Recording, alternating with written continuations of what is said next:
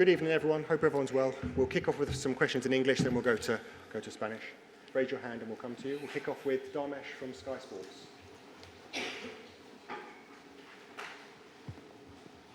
Mikel, congratulations. Thank you. Have you ever felt prouder than you are now of your players? Probably not. Not only because we are in the semi-final for the third time in our history, but as well for the manner and the way we did it, not only by the way we played, but as well with the circumstances and the amount of injuries that we have. So I think overall, it shows the character of this team, of this club, and is an eye to be very proud of. Alex from the BBC. Hi, Mikel. Hi. Congratulations. A great performance from the whole team. Because have a word on Declan Rice, another excellent performance from him against Yeah, Real I can Madrid. talk to him. Obviously, he's been decisive in the tie. Today, in a different way, I think it was immense. His presence, the power that he showed, how composed he was without the ball. I think he lifted the team in many moments and turned the game in our favor. And I think that's what you need, players at this level to step up and have big contribution, and he certainly has done that. Sam from the Daily Telegraph. Hi, Mikel. Hi. We spoke a lot before this tie about belief and conviction. What does this performance this week and last week do for your team looking at this tournament and the next few years? But the feeling that we had is a reality, basically, and the inner feeling that I had before the tie, and what the players were transmitting and how prepared I could feel the team that we are ready. We are ready to compete against anybody, and now we have to continue to do that because I think we have some momentum now. James, Athletic. Hi, Mikel. Hi. You never played down the stakes of this game. You always said it's a big challenge, a big test. Having come through that, do you think that a result like this can help your team make that final step to go from becoming challengers to winners? Can this give them the fuel and the belief that they need? Well, it's certainly another massive step. Where we finished last year and the way we've done it this year against the team with the highest honors in the competition, it's incredible. But as well, big credit to them. You know, it was my first time as a coach in that dugout, and today I realized after 3 minutes that in this stadium anything is possible. I mean, they are specialists of creating such a chaos, such a belief, and very difficult to understand really what's going on in the game and have certain certainty about how we control it. But I think the players showed a lot of maturity. Ollie. Hi, Mikel. What does that say about the character of Saka, that he missed that penalty in the way he missed it, and then he came back and scored a crucial goal for you? I can go on and on with individuals and a lot of different cases that we had in that team. But with Bukayo again, he stepped up. He didn't score, obviously. That could be a turning point emotionally in the game because he gives them a lot of belief. But then the way he handled the situation, the way he played afterwards, and the personality that he showed at his age, the first time that he plays in this stadium, incredible. Yes, Hi, Mikel. What do you think tonight shows in terms of the evolution of Arsenal? If we asked you 5 years ago that you'd be in the Champions League semi-final after 2 legs against Real Madrid, you would have bitten someone's hand off. So, yeah, what do you make of that evolution? Well, that has been quite fast before because it was impossible to be in any round because the club was in the Champions League for 7 years. So that shows you the turnaround and a lot of great decisions that the club is made and the contribution for a lot of people to be where we are. And it's a team that you can feel today, how hungry, how determined, and the ambition that is got. So we're going for more for sure. James, ESPN. Hi, Mikel. Congratulations. Thank you. I know you want the focus to be on the players, but for you as a manager, I mean, what belief does this give you, the work that you do, vindicate your methods? What does it do for you personally?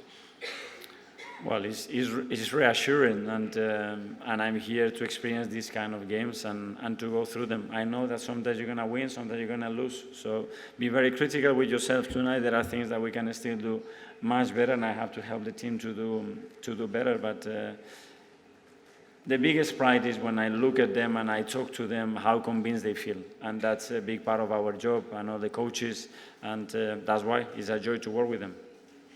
Okay, and Mikel from Independent. Hi, Mikel. Congratulations. Thank you. You mentioned the turning point of the penalty there and the chaos and how difficult it was to control again. But did you prepare your players for that mentally about what happens if it's not going as you expect, or if there is the turn that this stadium can be famous for. Yes, and we had certain tools to try to do that, but actually to do it when it's live, you realize how bloody difficult it is, you know. But I think we've done it, and we've done it in many moments in a really clever way, because the game can drag you to scenarios that against them, you know, they are not good at all. And we were very clear on how we have to get out of that, and we managed to do it. Okay, we'll do the last two questions in English, and then we'll go to Spain. Tom from Football London. Hi, Mikel. Congratulations. A week ago, your team created an amazing atmosphere with the fans. Here, you arguably created one of the best away atmospheres. A word on the performance of the people behind the players, the fans.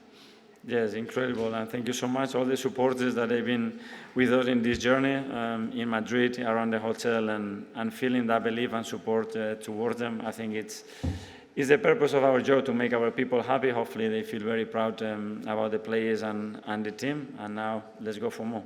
Phil PA. Hi, Mikel. Arsenal have obviously become the first team to win here twice. Just a word on that and what that means. And also, just, you know, you and the players starting to dream that this could be the year that Arsenal win the Champions League. I didn't know that start before, so great to be part of the history in that part. But again, we are really happy tonight, certainly not satisfied. We have an amazing tie now against PSG, a team that we know really well and we already played against. So let's start to get prepared for that one. Okay, we'll take some questions in Spanish. We'll first Cadena, sir. Hola, Mikel. Muy buena. Hi, Mikel. Anton Meana live for El Larguero. Cadena Ser, congratulations. I really don't know if the game has been played as you imagined, because from the outside we could see that Arsenal was not dominating constantly, but you've played very well. I don't know if this is what you had in mind this morning at the hotel. Well, maybe yes, but I have to be very honest. It is the first time that I am sitting on that bench, and today I've realized why anything can happen in this stadium. The capacity they have to believe to create that chaos, to create uncertainty, not to be able to control some spaces, and things just happen. But it's true that we've been able to move on, we've been able to work things out. We didn't have experience in this, and in many moments we have been the team that I had in mind. Hello, Mikel here, Oscar Mea for FA Agency. I would like to ask you about the impact of Mikel Merino in your plan. He scored a goal in the first leg. Today he has made 2 great passes. How did you change it to make him play as a striker? No, we hadn't thought about it. He's great. He has given something that this team didn't have, that leadership, that capacity to understand the game, that capacity to be at spaces that are very difficult to our rivals, and a great working capacity. I think that what he has had today deserves a great credit, because he's doing things that he has never done before, and he's being amazing in that. Hello here, Eduardo Illar for GSM Sport. You said that this is one of the most important games in your career. I'd like to ask you, what was the first thing that came to your mind when you saw that the game was over? And second, maybe in this few minutes that you've had, have you realized about the impact that you had in Arsenal history? Thank you. Well, first of all, my wife, my children, and my family, because I know the way they've been during these days. I know that listening to everything that can happen, and what if this happens, and what if that, etc. They were here with me, and I think that they were happy and they were proud, and I'm very happy for them. And from that point on, well, the players, to see them, and when you feel that they're able and they do it, and there is no better prize, there's no better award for reward, for a coach. And our fans are very proud of the team. The team is hungry. We want to keep on doing great things. Hi, Mikel, Juan Bobadilla for Naughty Sports. Congratulations, first of all. What came to your mind when Saka missed the penalty kick at the beginning of the game? Maybe, do you want to tell him off? You wanted to die? What did you want to do? Well, maybe I wouldn't like to die, but maybe I would like to slap him. No, maybe. Well, the player has to make the decision of doing what he thinks is the best thing to do. He made that decision. He was bold enough to do it. He missed. I was more concerned about the emotional part, what that could mean for us. In the end, the other penalty that wasn't a penalty kick later on, something was being created that was not good for us. And we'll come over to the guy in chat. Hola, Mikel. Hi, Mikel. Fermín for La Calle del Periódico. Congratulations on moving on.